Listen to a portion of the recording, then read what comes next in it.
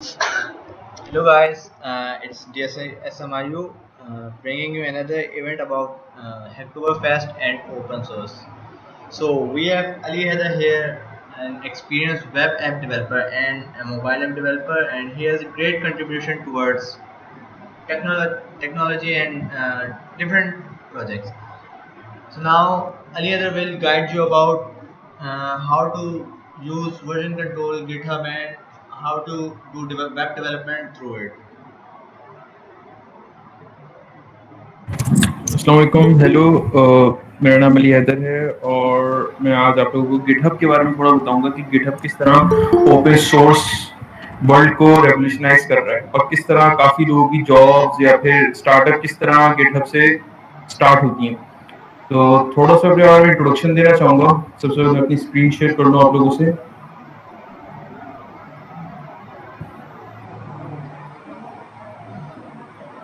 Okay, I hope मेरी screen सबको visible होगी।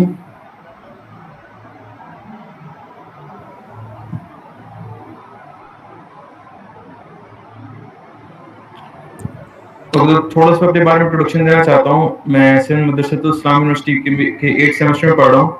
उसके अलावा बिज इंटेल कंपनी में काम करता हूँ as a React Native developer और मैं फाइवर पे फ्रीलांसर भी हूँ, लेवल 1 सेलर।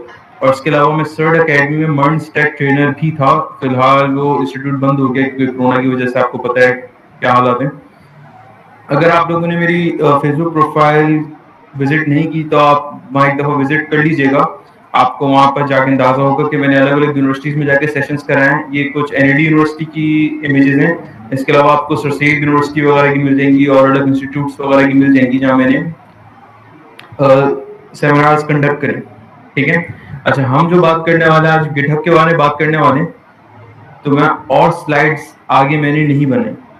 उसकी वजह ये है कि फॉर एग्जांपल आप लोग कोई कोर्स पढ़ रहे यूनिवर्सिटी में, स्पेशली प्रैक्टिकल कोर्स जैसे कि वेब डेवलपमेंट या सीक्वल, और टीचर आपको प्रैक्टिकल कराने की जगह स्लाइड से पढ़ा रहे हैं, तो आप जान सकते हो कितना बुरा लगेगा।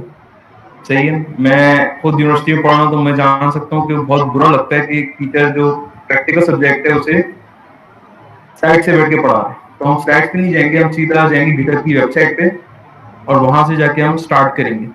तो ये गिटहब का ओवरव्यू है। कुछ गिटहब इस तरह का नजर आएगा जहाँ पर इधर ब्लॉग्स नजर आएंगे। ब्लॉग्स में बेसिकली किसी ने अपने अगर प्रोजेक्ट्स पुश करे होंगे ओपन सोर्स के लिए तो यहाँ पे उनके नजर आएंगे, उनके प्रोजेक्ट्स जो ओपन सोर्स होंगे और सबको विजिबल होंगे।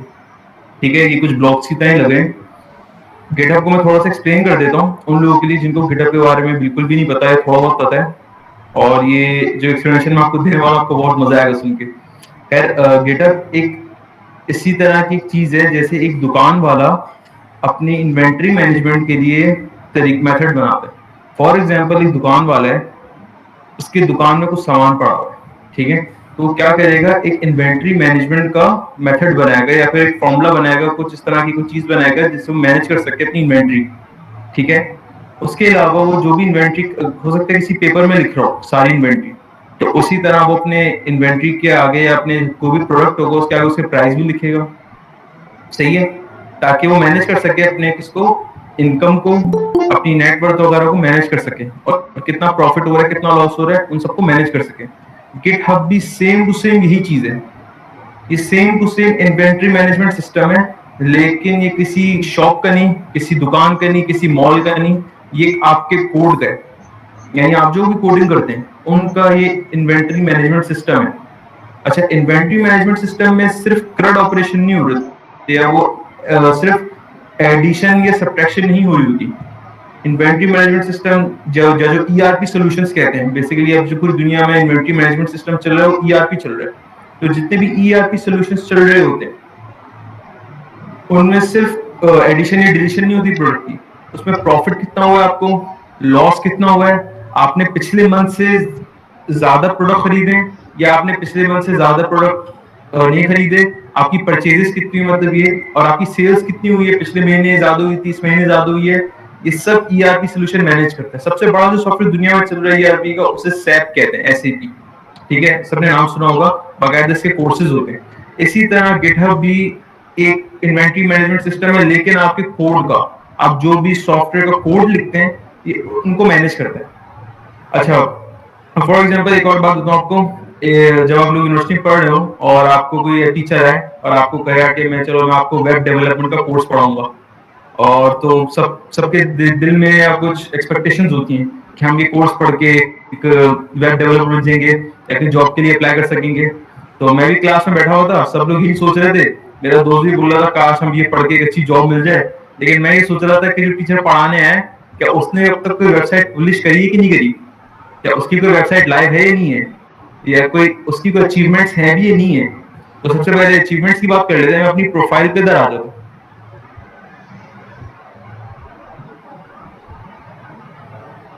मेरी प्रोफाइल का यूजर नेम है अली डैश, या इसको हाइफन बोलते हैं, डैश नहीं बोलते हैं, अली हाइफन 718। तो बेसिकली मेरे पास अब तक टोटल 133 रिपोजिटरीज मैंने अपलोड करी हैं। अच्छा, जब आप लोग मेरी प्रोफाइल पे जाओगे तो शायद आपको टोटल 133 नजर ना आए। उसकी वजह ये कि मैंने काफी सारी रिपोजिटरीज प्राइवेट रखी हैं, क्योंकि बेसिकली मेरे फ्रीलांस के या ऑफिस वगैरह के प्रोजेक्ट्स होते हैं, तो मैं उनको ओपन सोर्स नहीं कर सकता, जाहिर सी बात है, वो लेने के देने पड़ जाएंगे उसमें, तो इसलिए बेसिकली मैं उनको प्राइवेट रखा हुआ है। फिर भी आपको काफी सारी रिपोजिटरीज मिलेंगी। उसके अलावा मेरे कॉन्ट्रीब्यूशन हैं जो पिछले महीने ज्यादा थे, नहीं बल्कि इस महीने ज्यादा है अक्टूबर में, बाकी पिछले महीने काफी ढीले चल रहा था। खैर, अच्छा, उसके अलावा मुझे 3 बैजेस मिले हैं गिटहब की तरफ से, इरेक्टिव कोड वर्ल्ड कंट्रीब्यूटर जो बिल्कुल अभी रिसेंटली मिला इसी साल, उसके अलावा डेवलपर प्रोग्राम मेंबर और प्रो बैच। ठीक है, तो बेसिकली गिटहब की प्रोफाइल को मैंने इस तरह मेंटेन करा हुआ है। ये सारे बैजेस हैं और ये रिपोजिटरीज हैं। प्रोजेक्ट्स मैंने बनाना शुरू करे तो ओपन सोर्स के लिए, फिर मैंने 4 बनाए, उसके अलावा फिर आगे मैं बढ़ा नहीं किसी वजूहत की वजह से, क्योंकि बस थी प्रॉब्लम्स। अक्टूबर फेस्ट ओपन सोर्स किस तरह आपको फैसिलिटेट करता है आपको कल पता चलेगा, जब आपको जो इंडियन डेवलपर आपको आपके ज्यादा अच्छी तरह बताएगा। खैर, तो हम शुरू करते हैं। अच्छा, गिटहब के बेसिकली बहुत सारे यूजर इंटरफेसेस होते हैं, यानी बहुत सारे सॉफ्टवेयर होते हैं, ठीक है, चलाने के लिए। जैसे इन्वेंटरी मैनेजमेंट को चलाने के लिए सॉफ्टवेयर होता है, वैसे ही गिटहब को चलाने के लिए बहुत सारे सॉफ्टवेयर बने हुए हैं। अच्छा, कुछ सॉफ्टवेयर ऐसे होते हैं जो भाई आईडीई के साथ इंटीग्रेटेड होते हैं। आईडीई यानी जो कोड जिसको आप लिखते हैं, आईडीई उसे कहते हैं। फॉर एग्जांपल विजुअल स्टूडियो, मैं यहाँ खोल लेता हूँ विजुअल स्टूडियो ताकि आपको ज्यादा बेहतर समझ में आए। विजुअल स्टूडियो यूज होता है इसलिए यूज होता है, हाँ, डॉट नेट प्रोग्रामिंग के लिए यूज होता है, डॉट नेट प्रोग्रामिंग वगैरह या पाइथन वगैरह कोड के लिए। तो बेसिकली विजुअल स्टूडियो में गिटहब का जो सॉफ्टवेयर होता है वो इंटीग्रेटेड होता है। सही, यानी आप एक बटन के क्लिक पर आप अपना कोड अपलोड कर सकते हो। सही है, इसी तरह के बहुत सारे ऐसे आईडीई मौजूद हैं जहां पर आप बटन के क्लिक पर अपना जो भी कोड है वो अपलोड कर सकते हो गिटहब पे। कोई आपको क्वेरी करने की जरूरत नहीं, कोई आपको कमांड लिखने की जरूरत नहीं, कमांड याद करने की जरूरत नहीं, मगर बेहतर है कि कमांड्स याद होनी चाहिए। मैं रिएक्ट नेटिव डेवलपर हूँ, मैं यूज करता हूँ visual studio code. Visual studio code में भी एक ऐसा बना हुआ है, उन्होंने यूजर इंटरफेस बनाया हुआ है जिसमें आप बटन के क्लिक पर आप भेज सकते हो, अपनी रिपोजिटरी में डेटा भेज सकते हो। लेकिन मैं कभी इस्तेमाल नहीं करता, क्योंकि मैं खुद एक टीचर हूँ और मुझे पता है अगर शॉर्टकट तरीके ढूंढने लग गया, मैं शॉर्टकट तरीकों से काम करने लग गया, तो फिर मैं बच्चों को क्या पढ़ाऊंगा सही तरह। खैर, तो हम लोग जो आज पढ़ने वाले हैं, बेसिकली हम लोग गिटहब की कमांड्स पढ़ने वाले हैं कि कौन सी बेसिक कमांड्स है जिससे हम लोग अपना कोड पुश कर सकते हैं और गिटहब पे अपनी वेबसाइट वगैरह अपलोड कर सकते हैं। ठीक है, तो सबसे पहले आपको जो चीज इंस्टॉल करनी होगी, अभी इंस्टॉल करना शुरू मत कर देना, मैं तो आपको बता रहा हूँ, वीडियो रिकॉर्ड हो रही है तो आपको बाद में मिल जाएगी, आप यहाँ से देख सकते हैं। सबसे पहले जो आपको चीज इंस्टॉल करनी होगी गिट बैश। ठीक है, आप गिट बैश लिखेंगे तो आपको ये डाउनलोड्स का ऑप्शन मिल जाएगा इनकी वेबसाइट में। ठीक है, यहाँ पर मेरे पास मैक है तो मैक का इंस्टॉल करूंगा, आपके पास विंडोज है तो विंडोज का इंस्टॉल करिएगा। मेरे पास ऑलरेडी इंस्टॉल है, मैं दोबारा इंस्टॉल नहीं करूंगा इसे। ठीक है, क्योंकि मेरे पास ऑलरेडी इंस्टॉल हुआ है। सही है, अच्छा, तो सबसे पहले लोग गिटहब की प्रोफाइल पे आ जाते हैं। आप लोग सबसे पहले अपनी गिटहब की प्रोफाइल बना लीजिएगा। इजी है, कुछ नहीं, आपको यहाँ पे लॉगिन का ऑप्शन, साइन अप का ऑप्शन देगा, साइन अप कर लीजिएगा और लॉगिन हो जाएगा। लॉगिन होने के बाद सबसे पहले यहाँ पर आपके पास ये खाली होंगी सारी चीजें, रिपोजिटरी जीरो होंगी, प्रोजेक्ट जीरो होंगे, पैकेज वगैरह सब जीरो होंगी। तो यहाँ पर आएगा प्लस के साइन पे और यहाँ एक न्यू रिपोजिटरी बना लीजिएगा। ठीक है, मैं न्यू रिपोजिटरी बना लेता हूँ और इसका नाम रख देता हूँ अक्टूबर 2020। ठीक है, और इसके नीचे आपको डिस्क्रिप्शन वगैरह देगा, आप इसको ऑप्शनल रख सकते हैं, मैं डिस्क्रिप्शन नहीं देता। उसके अलावा आपको 2 ऑप्शन है, प्राइवेट और पब्लिक, आप इसे पब्लिक रखिएगा। ठीक है, उसके अलावा आपको ऑप्शन ये देता है रीडमी फाइल वगैरह, रीडमी फाइल की जरूरत नहीं। रीडमी फाइल का मतलब होता है डॉक्यूमेंटेशन। फॉर एग्जांपल किसी ने अगर इन्वेंटरी मैनेजमेंट सॉफ्टवेयर बनाया है तो उसकी डॉक्यूमेंटेशन भी बनाता है ताकि सबको समझ में आए। तो आप ऐड अ रीडमी अगर करेंगे तो आपको रीडमी फाइल फिर ऐड करनी पड़ेगी। मैं इधर ऐड कुछ नहीं कर रहा। गेट इग्नोर क्या होता है? गेट इग्नोर का मतलब ये होता है, मैं आपको इजी वर्ड्स में समझा देता हूँ। आपको सॉफ्टवेयर का कोड लिखना है, सही है, और आपने कुछ ऐसी कीज वगैरह लिखी हैं, कोई ऐसे पासवर्ड वगैरह आपने सॉफ्टवेयर में लिखे हैं एक फाइल बनाकर उसी सॉफ्टवेयर की फाइल्स में, जो आप चाहते हैं सिर्फ आपके पास रहे, वो किसी और के पास ना आ जाए। तो आप एक गिट इग्नोर की फाइल बनाएंगे और गिट इग्नोर की फाइल में पाथ दे देंगे उस पासवर्ड वाली फाइल का, ठीक है। तो उससे होगा जब आप कोड अपना इस रिपोजिटरी में पुश करेंगे तो भाई वो फाइल कुछ नहीं होगी उसके साथ, वो फाइल वही की वही रहेगी, ठीक है। उसका भी डेमो दफा दिखा दूंगा मैं आपको कैसे होता है। चूजर लाइसेंस वगैरह भी इग्नोर कर दीजिएगा क्योंकि लाइसेंस या तो एमआईटी का होता है या फिर एक और होता है, मुझे याद नहीं आ रहा, चेक कर लेते हैं।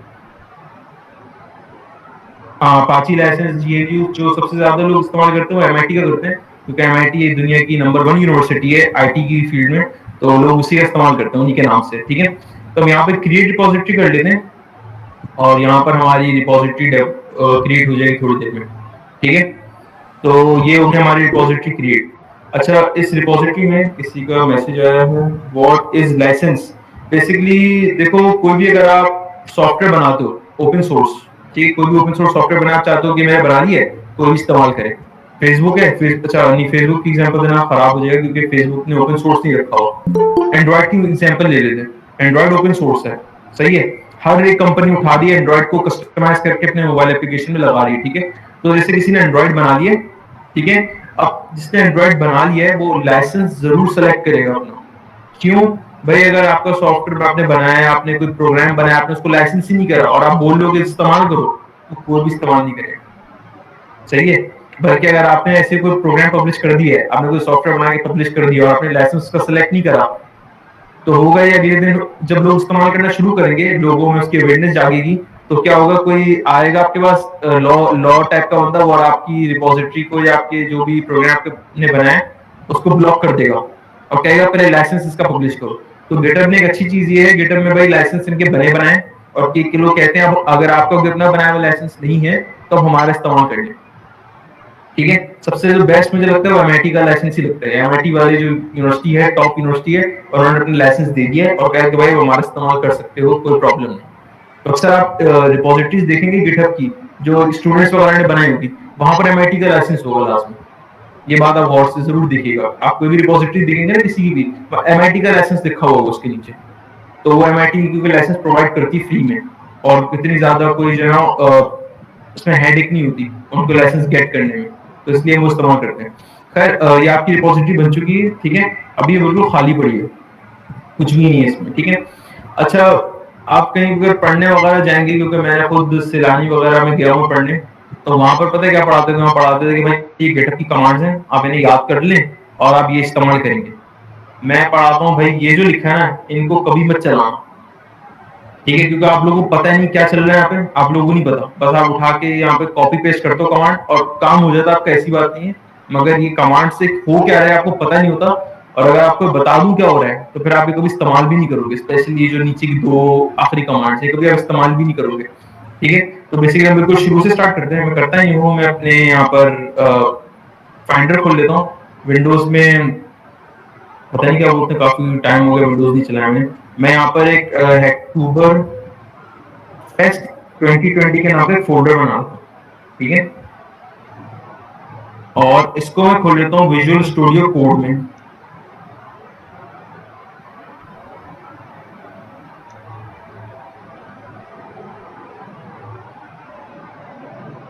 ठीक है, ये बन गया। यहाँ पर ये विजुअल स्टूडियो कोड है, बेसिकली जैसे विजुअल स्टूडियो होता है वैसे विजुअल स्टूडियो कोड बना है। विजुअल स्टूडियो जो बना है वो सिर्फ होता है .NET और C# वगैरह, पाइथन वगैरह के लिए, जो सपोर्टेड है उनकी, सिर्फ उसके लिए। विजुअल स्टूडियो कोड हर तरह की लैंग्वेजेस के लिए बनाया गया, ठीक है। तो यहाँ पे मैं एक फाइल बना लेता हूँ, इसका नाम सिंपल रख देता हूँ index.html। आई होप सबको HTML तो आती होगी, सही है। यहाँ पर मैं कुछ नहीं करता, सबसे पहले एक HTML का मैं टेम्पलेट बना लेता हूँ और यहाँ पे मैं लिख देता हूँ H1 में हेलो वर्ल्ड, सही, सिंपल सा। और इसके नीचे लिख देता हूँ अक्टूबर फेस्ट 2020।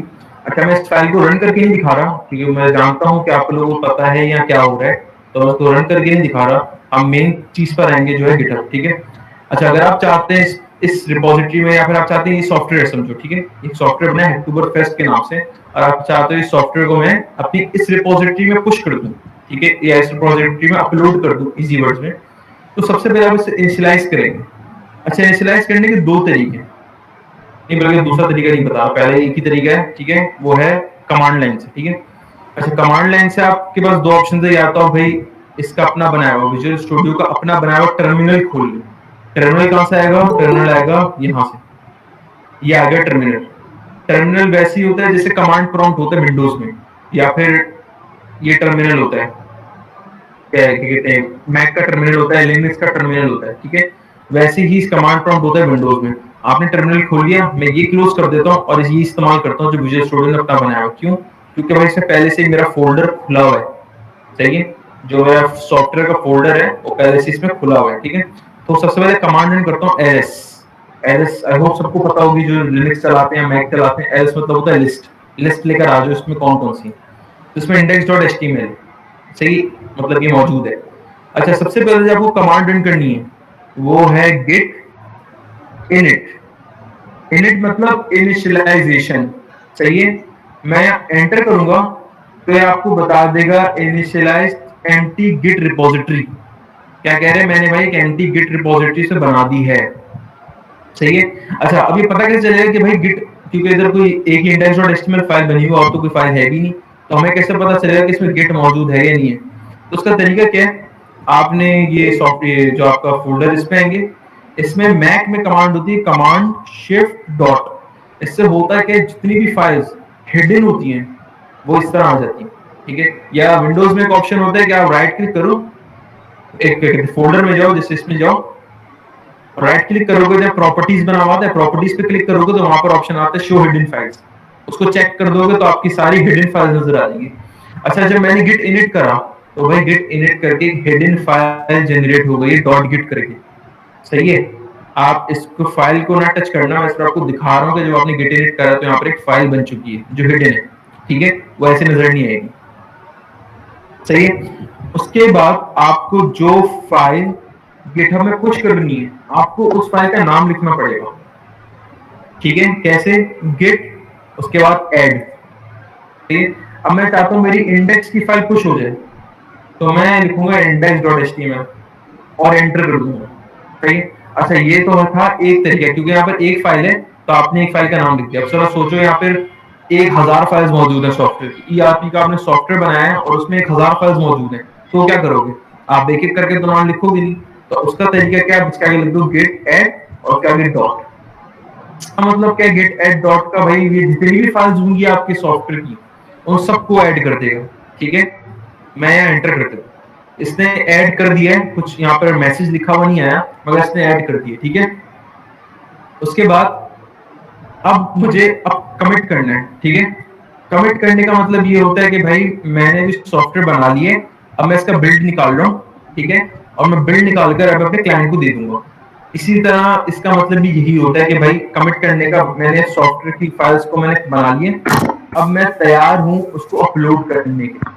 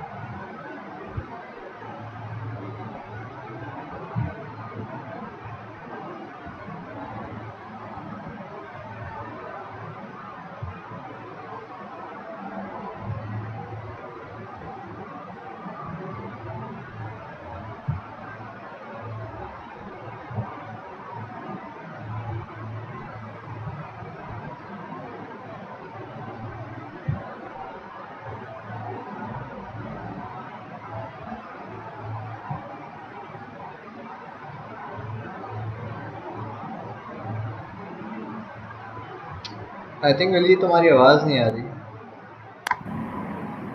हेलो, अब आवाज आ रही मेरी? हेलो। हाँ, अब आवाज़ आ रही है। अच्छा, तो मुझे बताएगा मैं कहाँ पर स्टॉप हुआ था? कमिट से पहले आवाज़ चली गई थी, गेट कमिट से पहले। ठीक है।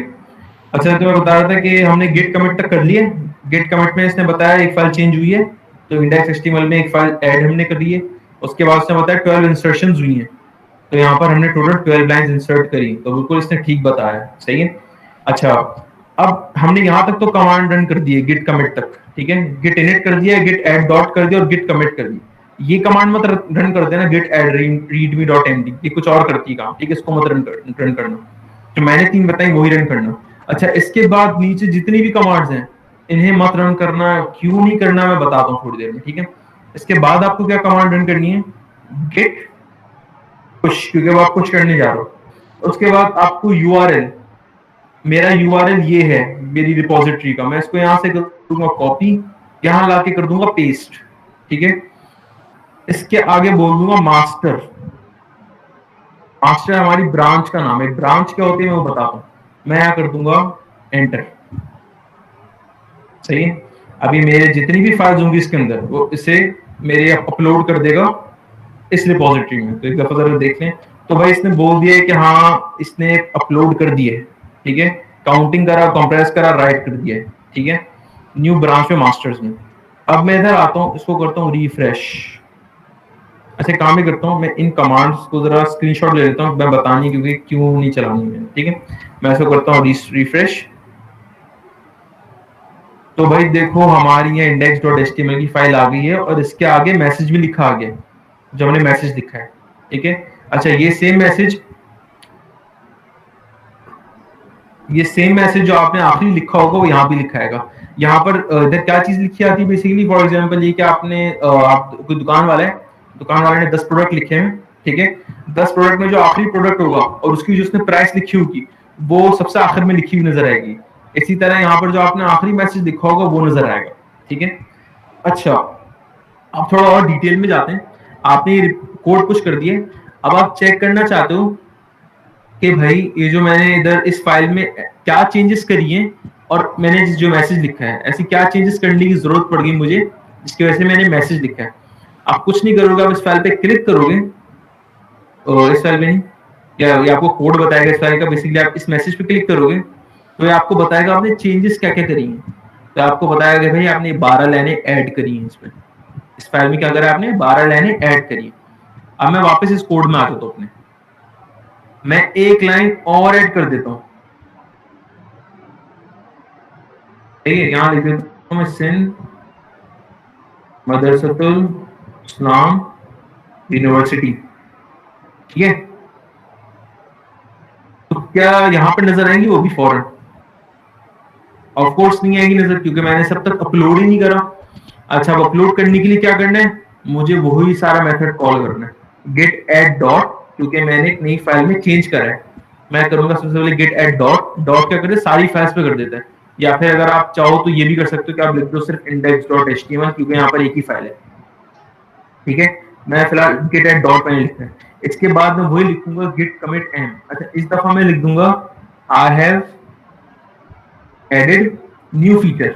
मैंने एक नया फीचर ऐड कर दिया अपने सॉफ्टवेयर में, ठीक है, एज एन एग्जांपल मैंने कर दिया कमिट वापस से। अब मैं इसे दोबारा करूंगा पुश, ठीक है, मैंने कर दिया एंटर और ये पुश हो गया, सही है। मेरा जो भी नया कोड था अपलोड हो गया। मैं वापस इधर हेक्टोबर की रिपोजिटरी में आ जाता हूँ, ठीक है। अब देखो यहाँ पे क्या लिखा गया, I have added a new feature, सही है। यहाँ पर भी लिखा है क्योंकि मैंने बेसिकली इसी फाइल में चेंज करा है, इसी फाइल में वो फीचर ऐड करके मैसेज दिया, तो इस फाइल में भी लिखा है। लेकिन जब हम मल्टीपल फाइल्स ऐड करेंगे और हमने सिर्फ एक फाइल में चेंज करा होगा तो उस फाइल के आगे लिखा आएगा नया वाला मैसेज, और जो पुरानी फाइल्स होंगी उसमें पुराना वाला मैसेज ही लिखा हुआ है, वो भी हम करते हैं थोड़ी देर में, ठीक है। अच्छा, अब मैं इस पर क्लिक करता हूँ, I have added a new feature, तो ये बताएगा कि भाई मैंने सिर्फ ये एक लाइन ऑफ कोड ऐड करा है। देख रहे हो कितनी जबरदस्त मैनेजमेंट हो रही है कोड की। बेसिक वैसे ही हो रही है जैसे एक इन्वेंट्री मैनेजमेंट सॉफ्टवेयर में एक प्रोडक्ट्स की होती है। बता रहा है कि आपको भाई आपने इस दिन ये सारे प्रोडक्ट्स मंगवाए, ताकि आसानी होती पता करने में, ट्रैक करने में, मॉनिटर करने में। इसी तरह आप भी अपने कोड को इस तरह मॉनिटर कर सकते हो। ठीक है। अच्छा, अब एक और चीज मैं बताता हूँ आपको, इसके अलावा एक और चीज होती है कमिट्स। ठीक है। कमिट्स मतलब क्या होता है, देखो हमने भाई कमिट कॉल करा था, git dash git commit hyphen M और उसके आगे मैसेज लिख रहे थे। तो बेसिकली आपको बताता है आपने कितने कमिट्स करें और आपने कब करा है। ठीक है। मैं कमिट्स पे क्लिक करता हूँ तो ये बताएगा कि भाई आपने 2 नए कमिट्स करें। ठीक है। इसकी एग्जांपल ऐसी ही है कि भाई अगर आपको ईआरपी जो इन्वेंटरी मैनेजमेंट का सॉफ्टवेयर है, अगर आपको पता करना है कि आपने 10 दिनों में, पिछले 10 दिनों में कितने रोज आपने कौन कौन से प्रोडक्ट मंगवाए और उनके क्या प्राइसेस है, तो आसानी से आपको पता चल जाता है। सेम इसी तरह इन्होंने कमिट्स नाम रख दिया इस चीज का। आपको सिर्फ यहाँ ये पता चलेगा कि भाई आपने कौन कौन से कमिट कब कब करें, और अगर आपको फाइल देखनी तो आप यहाँ पे क्लिक करके आप चेक भी कर सकते हो कि आपने कमिट करा है तो करा क्या, आपने क्या चेंज करके या क्या नई चीज ऐड करी या नहीं कोई चीज डिलीट करी, क्या करा आपको बता देगा फौरन। ठीक है। अब फॉर एग्जांपल आपने कहा है कि यार आपने एक नया फीचर ऐड कर दिया, सही, अपने नए कोड में, नए सॉफ्टवेयर में। अब आपका क्लाइंट आ रहा है, क्लाइंट आके कह रहा है कि भाई मुझे फीचर नहीं चाहिए, हटा दो। अच्छा, तो मैं पूछूंगा कैसे हटाऊं मैं, तो आप लोग ये कहेंगे कि भाई यहाँ पर आओ, यहाँ से ये फाइल लाइन डिलीट कर दो। सही है। मगर कोई, अगर आप लोग कोई वेबसाइट डेवलप कर रहे हो तो अब जाहिर सी बात है कोई एक लाइन पे तो आप काम नहीं करोगे, आप तो बहुत सारी फाइल्स बनाओगे नए फीचर के लिए। सही है ना। और वो जो नए फीचर की फाइल्स बनाओगे वो दूसरी जो पुरानी फाइल होगी उन पे डिपेंडेंट होगी। सही, यानी अगर आप नए फीचर को डिलीट करोगे तो क्या होगा, पुरानी वाली फाइल्स में जो आपने एडिट करा होगा वहां एरर आना शुरू हो जाएगा। ये तो बड़ा मसला है, आप यहाँ से डिलीट नहीं कर सकते। तो आप क्या करोगे, आप आओगे इधर, आपने कहा यार ये नया फीचर क्लाइंट नहीं चाह रहा, वो क्लाइंट चाह रहा पुरानी वाली वेबसाइट वापस चले, आप करोगे इस पे क्लिक। सही है। यहाँ पर आपको पता चल जाएगा आपने क्या क्या, ये पुराना कोड है आपका, इसमें वो नया फीचर ऐड नहीं हुआ होगा। आप इधर जाओगे ब्राउज फाइल्स, यहाँ से कर लोगे डाउनलोड। ठीक है। पुराना वाला आपका जो सॉफ्टवेयर है, पुराना वाला कोड है, इससे होगा क्या, आपका नया वाला जो आपने नया फीचर ऐड करा है वो भी सेफ रहेगा। ठीक है। और जो पुराना होगा वो भी आपको मिल जाएगा। अगर क्लाइंट ने आगे जाके बोला कि भाई मुझे पुराना वाला फीचर तुमने डिलीट करा वापस ला के दो, तो आप क्या करोगे, तो आप दोबारा कमिट्स पे जाओगे? नहीं, आपके पास ऑलरेडी बना पड़ा है, आप वही उठा के अपलोड कर दोगे उसे। समझ में आ रही चीज ये? इसीलिए गिटहब को मैं कहता हूँ बेस्ट इन्वेंटरी मैनेजमेंट सिस्टम है कोड का। अच्छा, गिटहब के अलावा बहुत सारे, गिट लैब भी है, बिट बकेट भी है, और आजकल नया चल रहा है जो आप यूट्यूब के एडवर्टाइजमेंट्स में देख रहे होगे, उसे कहते हैं सर्कल सीआई। ठीक है। ये सारे भी हैं। अब इनमें कौन सा बेस्ट है? बेसिकली मैं बताऊं तो सबसे जो बेस्ट है ना सर्कल सीआई है, मगर सर्कल सीआई फ्री नहीं है, सर्कल सीआई पेड है। फ्री वर्जन भी है, ऐसी बात नहीं है, लेकिन फ्री वर्जन वैसे ही इसी गिटहब की तरह है। पेड वर्जन सर्कल सीआई का बहुत जबरदस्त है, उसमें बहुत सारी ऐसी चीजें, मतलब फॉर एग्जांपल ये कि आपकी वेबसाइट चल रही है, उस पर डेवऑप्स का बेसिकली फंक्शंस परफॉर्म हो सकते हैं। ये कि आपकी वेबसाइट चल रही है ऑनलाइन, अब आपको कहा गया कुछ चेंज करो, तो आप यहाँ पर चेंज करोगे अपने कंप्यूटर में, तो क्या होगा, आपको फिर अपलोड करना पड़ेगा उन फाइल्स को सर्वर पे। सर्कल सीआई क्या करते हैं, सर्कल सीआई कहते हैं कोई बात नहीं, अगर आप कोड आपको अपलोड करना है और आप चाहते हो कि जो वेबसाइट पुरानी चल रही है उसमें 1 सेकंड का भी ग्लिच ना है बीच में, क्योंकि जब आप नई फाइल अपलोड करोगे तो 1 सेकंड का तो ग्लिच आएगा लाजमी, चाहे आपका कितना ही तेज इंटरनेट क्यों ना हो। तो कहते हैं कि भाई अगर आप चाहते हो 1 सेकंड का भी बीच में ग्लिच ना है, यूजर अगर वेबसाइट चला रहा है तो 1 सेकंड भी कोई लैग ना है, ग्लिच ना है, तो हम आपका काम कर देंगे। काम कैसे करेंगे, वो करते हैं डेवऑप्स का काम। ठीक है। डेवलपमेंट और ऑपरेशनल। इसका मतलब होता है भाई आपने कोई कोड लिखा है, आप सर्कल सीआई में पुश कर दो और कह दो कि भाई ये अपलोड कर दो मेरी नई वेबसाइट में, तो क्या होगा, वो 1 सेकंड के ग्लिच के बगैर भी नया फीचर ऐड कर देंगे, और बंदा बस रिफ्रेश करेगा वेबसाइट और नया फीचर उसको नजर आ जाएगा। फेसबुक, गूगल, जितनी भी बड़ी बड़ी इंडस्ट्रीज हैं वो ये टेक्नोलॉजी यूज करती है डेवऑप्स की। गिटहब ये देता है, मगर गिटहब का पेड वर्जन में होता है ऐसा। लेकिन अगर अगर आप कहें गिटहब में ये यूज करें या सर्कल सीआई में यूज करें, तो मैं कहूँगा सर्कल सीआई में इस्तेमाल करो। सर्कल सीआई ज्यादा अच्छी फैसिलिटेट करता है, गिटहब से ज्यादा करता है। ठीक है। अच्छा, यहाँ तक तो सबको समझ में आ चुका है कि हम लोग किस तरह रिपोजिटरी बनाते हैं, किस तरह सॉफ्टवेयर बनाते हैं, सॉफ्टवेयर बनाना तो आपको आता ही होगा, और किस तरह अपने सॉफ्टवेयर को बना के पुश करते हैं इन कमांड्स के थ्रू, जो बेसिकली 3 कमांड है सिर्फ, git add dot, git commit और git push। ठीक है। तो लेकिन अगर आप यहाँ इनकी अपनी गिटहब की देखो, ये जो मैंने तस्वीर ली है, इसमें बहुत सारी कमांड्स इन्होंने बताई हैं। अच्छा, एक एक करके देखते हैं। इन्होंने पहले बताया गेट इनिट, ये हमने कॉल कर लिया। गेट ऐड रीडमी, हमने ये कॉल नहीं करा। हमने कॉल इसलिए नहीं करा बेसिकली, बल्कि हमने कॉल करा ही। इसके आगे गेट ऐड की जगह हमने फाइल के नाम की जगह डॉट लगा दी। सही, हमने ये भी कॉल करा है और हमने ये भी कॉल करा है, गिट कमिट है। ठीक है। अच्छा, इसके बाद फिर हमने डायरेक्ट कौन सी कमांड कॉल करी, गिट पुश। इन्होंने इसके नीचे 3 और नई कमांड्स बताई जो हमने कॉल नहीं करी। अच्छा, क्यों कॉल नहीं करी? आप कहीं जब पढ़ने जाओगे तो आपको बोलेंगे ये यहीं से उठा के चीजें कॉपी पेस्ट कर दो, ये कॉपी पेस्ट मत करना। क्यों? अब जरा सुनो। सबसे पहले इसमें लिखा है यार आप ब्रांच बना लो। ठीक है। जब हमने ये पुश की कमांड लिखी, हमने इसके आगे बता दिया मास्टर, तो उसने क्या करा, मास्टर ब्रांच इधर बना दिए। तो इधर आपको अलग से कमांड देने की जरूरत नहीं ब्रांच की। सही है।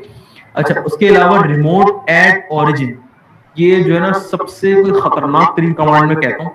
इसकी मिसाल ये है कि भाई यहाँ पर हम आ रहे हैं, इधर ये मेरा कंप्यूटर है, ये मेरा सॉफ्टवेयर है। सही है। मैं इधर आके अगर मैं कोई एक भी चेंज करता हूँ, मैं तीनों कमांड वापस रन करता हूँ, git add dot, git commit और गेट पुश। यहाँ पर ऐसा नहीं होगा। क्या कहते हैं, इधर एक दफा अगर आपने इसको रिमोट ओरिजिन बना दिए, रिमोट ओरिजिन का मतलब ये होता है कि भाई जब भी इस कंप्यूटर से आप सिर्फ कमांड कॉल करोगे गिट पुश।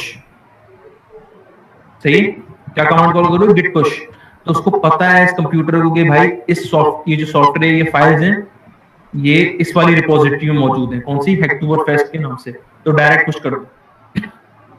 सही है। ये काम करता है गेट रिमोट ऐड ओरिजिन। तो इसके नीचे जो कमांड भी लिखी गई, आपको कुछ नहीं करना, आपको गेट पुश कर लिखना है और उसके आगे डैश यू ओरिजिन और ब्रांच का नाम। हमारे इधर ब्रांच का नाम मास्टर है, तो हम इधर मास्टर लिखेंगे मेन की जगह।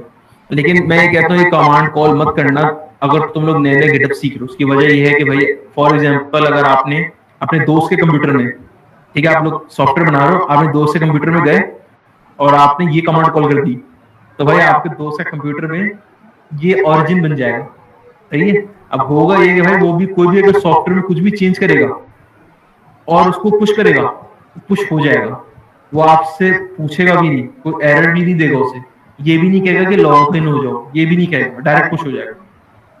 सही है। इसीलिए भाई मैं एक रिकमेंड करता हूँ ये कमांड कॉल ना करो। बेहतर है अगर नए नए सीख रहे हो तो यही कमांड कॉल करो, ये 3 जो मैंने बताई, git add dot, git commit और गेट पुश। सही है। ये जो मैंने बताई ये कमांड्स कॉल करो अगर एमेच्योर हो तो। हाँ, अगर प्रोफेशनल हो तो फिर हाँ ये कर सकते हो, रिमोट बना लो, जो करना है कर सकते हो, तुम लोग अपने ऊपर होता है। सही है। अच्छा, अब हम बात करते हैं गिटहब के पेजेस की। गिटहब ने आज से 4 साल पहले 2016 में एक नई टेक्नोलॉजी, एक नया फीचर ऐड करा है, इसका नाम रखा है गिटहब पेजेस। और उन्होंने कहा है कि भाई आप लोग अपना कोड पुश करते हो, जैसे ये index.html एक वेबसाइट का कोड लिखा है मैंने इधर, आपने वेबसाइट बनाई और आपने वेबसाइट इधर पुश कर दी। अब आप चाहते हो कि भाई इस वेबसाइट को रन करके दिखा सकें किसी को एज अ डेमो। कहीं अगर आप जॉब के लिए चाहते हो, आप चाहते हो कि मैं इस वेबसाइट को मैंने बनाई है, मैं इसको उनको रन करके दिखा दूं, तो आप कुछ नहीं करोगे, गिटहब ने एक नया फीचर ऐड करा है। अब वो ऐसा नहीं करेंगे कि यहाँ से डाउनलोड करेंगे फिर रन करेंगे, इतना बड़ा लेंथी प्रोसेस पे वो नहीं जाएंगे। वो क्या करेंगे, वो बोलेंगे कि भाई आप इसकी जो ना क्या कहते हैं होस्टिंग कर दो इस अपनी वेबसाइट की गिटहब में। कैसे? सबसे पहले आप जो सेटिंग्स में, ठीक है, सेटिंग्स में इधर आ गया। सेटिंग्स के बाद आप यहाँ पर नीचे आओगे तो यहाँ पर आपको चीज नजर आएगी जिसका हेडिंग नजर आएगी जिसका नाम है गिटहब पेजेस।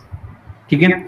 यहाँ पर आपको आना है और इधर अपनी ब्रांच सिलेक्ट कर लेनी है। ठीक है। और उसको रूट ही रहने देना है, उसको मत छेड़ना, और इधर कर लेना सेव पे क्लिक। ठीक है। ये पेज रीलोड होगा, वापस से नीचे आना है, तो यहाँ पर आपको बताएगा कि भाई your site is ready to be published, और ये आपको आगे लिंक दे देगा और कहेगा कि भाई आपकी जो वेबसाइट है या फिर आपने जो भी प्रोजेक्ट बनाया है वो इस यूआरएल पे अपलोड हो गया है। सही है। अच्छा, यहाँ से आप थीम भी चूज कर सकते हो। यहाँ पर अगर आप क्लिक करो तो आप कोई थीम भी चूज कर सकते हो। मैं फिलहाल कोई थीम चूज नहीं कर रहा, मैं बैक आ रहा हूँ। ठीक है। मैं इसको इस यूआरएल को खोल लेता हूँ नए टैब में। ठीक है। मैं इस पर क्लिक कर रहा हूँ तो भाई जो भी मैंने कोड लिखा था वो सब इधर लिखा हुआ आ गया और ये बाकायदे इसकी वेबसाइट बन चुकी है।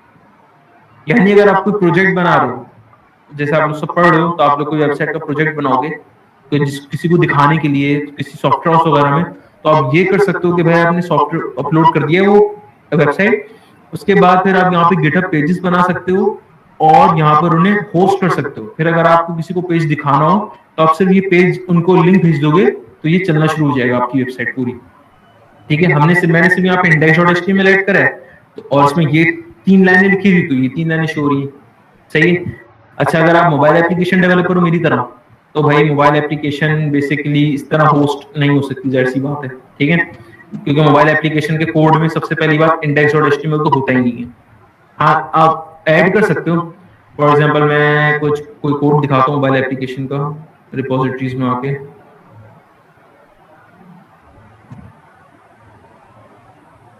स्विफ्ट में दिखाता हूँ। तो बेसिकली ये स्विफ्ट का प्रोजेक्ट है। अब इसमें आप देख सकते हो इधर कहीं कहीं भी index.html मौजूद नहीं है, तो अब जाहिर सी बात है आप इसे इस तरह गिटहब पेजेस में होस्ट नहीं कर सकते। ठीक है, या फिर अगर आप रिएक्ट जैसा कोड भी आप इस तरह होस्ट नहीं कर सकते, वो चलेगा ही नहीं। हाँ, आप ये कर सकते हो, आप उसकी बिल्ड बना दो और बिल्ड बना के उसे अपलोड कर सकते हो। ठीक है, या एंगुलर का भी आप इस तरह नहीं कर सकते, एंगुलर के लिए भी आपको बिल्ड बनानी पड़ेगी और बिल्ड बना के आप इस तरह होस्ट कर सकते हो। ठीक है, तो बेसिकली ये थी गिटहब, और ये बिल्कुल बेसिक था। कल आपको पता चलेगा कि किस तरह गिटहब को यूज करके हम लोग ओपन सोर्स की दुनिया को रेवोल्यूशनाइज कर रहे हैं। किस तरह जो है गिटहब अक्टूबर फेस्ट करके जो है कंपटीशन कराता है ओपन सोर्स का। तो फिलहाल यहाँ तक ही मेरा वो टॉपिक था, और आपकी रिकॉर्डिंग इस वीडियो की रिकॉर्डिंग आपको मिल जाएगी। तो यहाँ अभी के लिए फिलहाल हाफिज। कोई सवाल है तो आप कर सकते हो, आपको जवाब दे दूंगा मैसेजेस वगैरह। अच्छा, तो कुछ सवाल है शायद।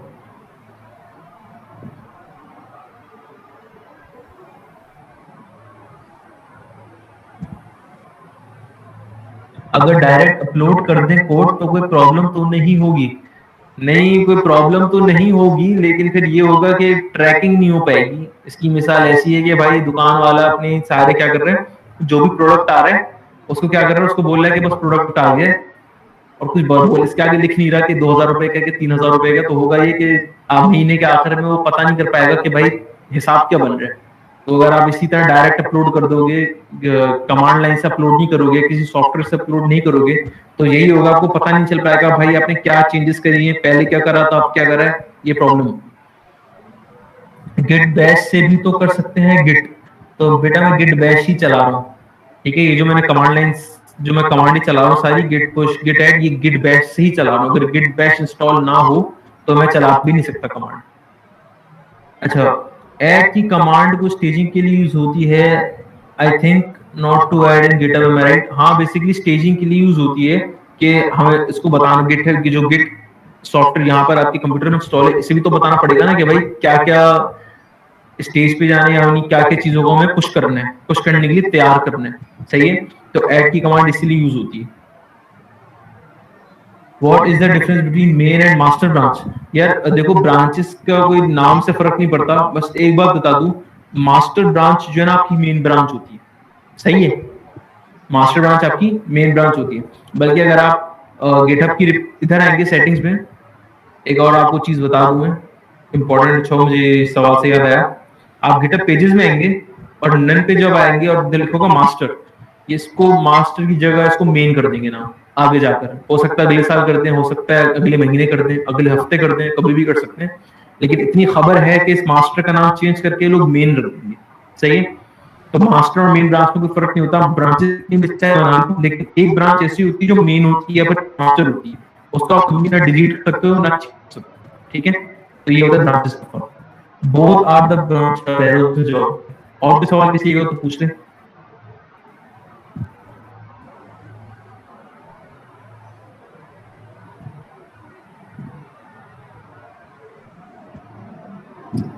अच्छा, अगर सवाल नहीं है तो बस एक दफा फीडबैक दे दो कि किस तरह की मेरी स्पीच किस तरह की थी। कुछ चीज खराब लगी तो वो बता दो, कुछ अच्छा लगा तो वो बता दो। एक फीडबैक दे दो छोटा सा। कुछ मिस कर दिया मैंने तो वो भी बता दो, मैं भी ऐड कर दूंगा फौरन।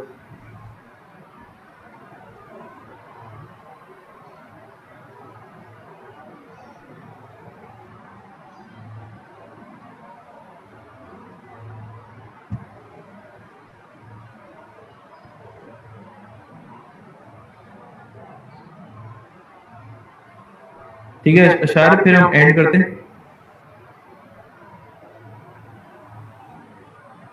ठीक है, थैंक यू अली भाई।